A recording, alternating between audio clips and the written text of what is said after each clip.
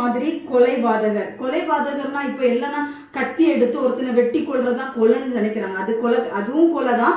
ஆனா பைபிள் வேதவசனம் சொல்லுகிற கொலை எதுனா, ஒருத்தர் சகோதரனை பகைக்கிறானா அது கொலை. இந்த மாதிரிப்பட்ட கொலைகள் அது நீங்க பைபிள் எல்லாம் படிச்சு பாத்தீங்கன்னா உங்களுக்கு அநேக காரியங்கள் தெரியும். கொலைகள்னா என்னது, கொலை பாதகமான. அதே மாதிரி அன்னைக்கு பொறாமைனால காயின் ஆபேலை கொலை செய்தாரு.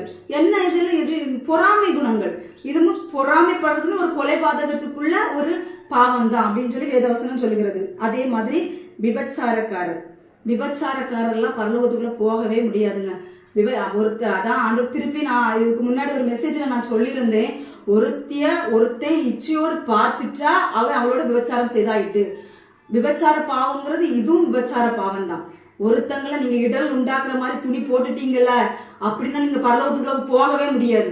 நான் திருப்பியும் சொல்றேன், ஒழுங்கா துணிமணிய மானத்தை மறைச்சு துணிமணி